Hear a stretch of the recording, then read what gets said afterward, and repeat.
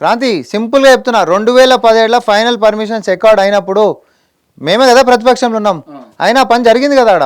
దేశ రక్షణ గురించి ఒక చెట్టు పోతే ఇంకో 1000 చెట్లను మేము పెడతామనేటటువంటి కండిషన్ మన కేంద్రమే మన ప్రభుత్వమే మనకు చెప్పినప్పుడు ఈ దేశాన్ని కాపాడుకోనిక మనకు స్ట్రాటజిక్ లొకేషన్ ఇది ఒకటి కావాలి. నౌకాదళానికి సంబంధించినటువంటి ఇది ఒకటి మనం ఆపరేషన్స్ పెట్టుకుంటున్నామంటే ఈ దేశభక్తి ఉంటున్నటువంటి ఎవడైనా ఒప్పుకుంటాడు అబ్బా, ఎవడైనా ఒప్పుకుంటాడు. అది వద్దనేటోడు దేశద్రోహ కిందికి పోతాడు.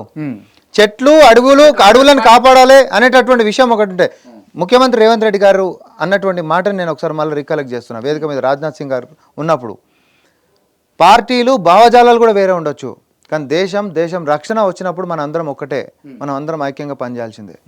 ఆ విషయానికి వచ్చినప్పుడు కాంగ్రెస్ పార్టీ అయినా బీజేపీ పార్టీ అయినా బీఆర్ఎస్ పార్టీ అయినా ఎవడైనా రేపు పొద్దున మన దేశం మీద కూడా దండెత్తి వచ్చిండబ్బా, ఆ రోజు కూడా నీ పార్టీ నా పార్టీ అని చెప్పి మాట్లాడుకుంటామా, చేయి కలిపి కొట్లాడతామా?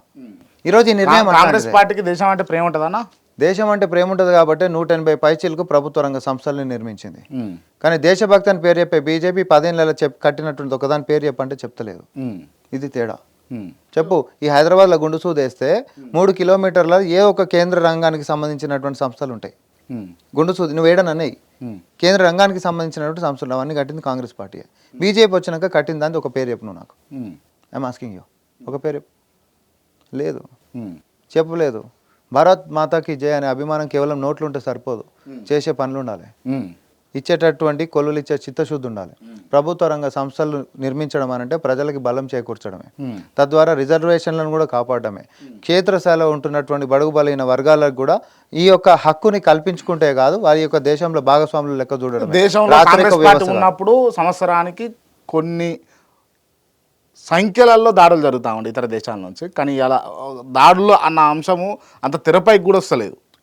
అంటే న్యూస్ మనం చదవకపోతే కష్టం, కానీ ఈ మొన్న ప్రభుత్వం వచ్చిన తర్వాత నరేంద్ర మోడీది మొదటి 100 రోజులలో కంపేర్డ్ విత్ కాంగ్రెస్ మొదటి 100 రోజులలో 40 పైసలకు దాడులు జరిగినాయి, తీవ్రవాదుల దాడులు. ఇప్పుడు కూడా జరుగుతుంది. ఈ రోజు కూడా వచ్చింది కదా హిందూ పేపర్, చూడు మెయిన్ పేపర్ మీద ఉంది రైట్ సైడ్ కాలం. ఈ రోజు పేపర్ ఓపెన్ చేసి తీపియా చందు తీపియా పేపర్ తీపియాలి, షో ఇట్. ఈ రోజు కూడా ఎవడాడు చెప్పింది దాడులు జరుగుతలేవని చెప్పి? దాడులను నియంత్రించినవా? రైల్వే యాక్సిడెంట్లను గిట్ట నియంత్రించినవా? లేకపోతే ఏరోప్లేన్లకు సంబంధించి ఈరోజు బాంబులతోటి వేలుస్తామని చెప్పి ఓపెన్ థ్రెటనింగ్స్ ఇస్తారు. ఎవడిచ్చిండ స్వేచ్ఛ? ఏం ప్రభుత్వం నడిపిస్తున్నాం మనం? పలానా తారీఖు నుంచి పలానా తారీఖు దాకా ఎవడెక్కినా కూడా మీ ఇష్టం, మీ ప్రాణాలు మీ ఇష్టం అని చెప్పి లైవ్లలోకి వచ్చి హెచ్చరించేటటువంటి దిగజారిపోయే స్థితికి వచ్చినమా? ఈరోజు అన్నిట్లల్లా మనం మాట్లాడేటటువంటి మాటలకి చేసేటటువంటి చేతలకు చాలా తేడా ఉంటుంది క్రాంతి. ఎప్పుడైనా ప్రభుత్వము కాంగ్రెస్ పార్టీ ఏంటిది అని అంటే అప్పుడు ఇప్పుడు ఎప్పుడు ఉండేటటువంటి ఒక విషయం మాత్రం నేను చెప్తా. ఇది టైం తీసుకోవచ్చా? తీసుకోండి. 2 soldiers ఇగో కింద first page, main page, 2 soldiers among 4 injured in Kashmir ambush. ఈ రోజు అడు కూడా ఆగుతలేవు. నేనైతే ఈ రోజు అడు చెప్పిన పేపర్ మొదటి 100 రోజులల్లా 40 పైసలకు దాడులు జరిగింది. మరి వాళ్ళు క్లియర్గా అంటే కాంగ్రెస్ పార్టీతో పోలిస్తే బీజేపీ అధికారంలోకి వచ్చిన తర్వాత ఇతర దేశాల నుంచి దాడులు ఆగిపోయినాయి. అది కేవలం వాట్సాప్ లో, కాశ్మీర్లో జెండా ఎగరేస్తాం, కేవలం వాట్సాప్ లో. అయోధ్య రామ మందిరం ఓపెన్ చేసినాం, వాళ్ళు అయోధ్య రామ మందిరాన్ని ఓపెన్ చేయకుండా చేసిరు, వాళ్ళు అటు పంపిద్దామని చేసిర్రు. ఎక్కడ పంపిస్తారబ్బా? ఏడికి పంపిస్తారు? ఏడికి పంపిస్తారు చెప్పు? అయోధ్య రామ మందిరాన్ని పిలిగ్రిమేజ్ గుర్తింపించుకుంటే దానికి ఫండింగ్ ఇచ్చింది ఇందిరాగాంధీ గారు. ఓకే, ఈ రోజు కూడా చెప్తారు కదా దాని తాళాలు ఓపెన్ చేయించింది, పాత దాని తాళాలు ఓపెన్ చేయించింది రాజీవ్ గాంధీ గారు. చరిత్ర ఎప్పుడు మారదు కదా. మనం ఈరోజు వాట్సాప్లలో ఇష్టం వచ్చినట్టు ఎడిట్ చేయొచ్చు. నీ నుంచి నాకు మెసేజ్ వచ్చింది అనుకో, నాకు నచ్చినట్టు ఎడిట్ చేసి తర్వాత ఫార్వర్డ్ చేసుకోవచ్చు. బట్ నిజం ఎప్పుడు నిజమే ఉంటుంది. నేను ఒకటే అడుగుతున్నా, ఏదైనా ఒక పెద్ద డ్యామ్ కట్టినవా? ఒక పేరు చెప్పు నువ్వు నాకు. ఈ 10 ఏళ్లలో బీజేపీ చెప్పాలి. ఎందుకంటే టెంపుల్స్, గుడులు అనంటే కేవలం మనం పూజించేటటువంటి గుడులు ఒకటే కాదు. గుడులు అనంటే క్షేత్రస్థాయిలో ఉంటున్నటువంటి పేద పిల్లలకి అక్షరాలు నేర్పించేటటువంటిది అంటారు. సింపుల్గా నీ ఇంటర్వ్యూలో నేను చెప్తున్నా, కాంగ్రెస్కి బీజేపీకి ఉండేటటువంటి ఐడియాలజికల్ డిఫరెన్స్ ఏంటంటే నెహ్రూ చెప్పినటువంటి మాటలను చెప్తున్నా. సరస్వతి దేవత అంటే, సరస్వతి మాత అంటే విగ్రహాన్ని పెట్టి రోజు దండం పెట్టినంత మాత్రాన అక్షరాలు రావు.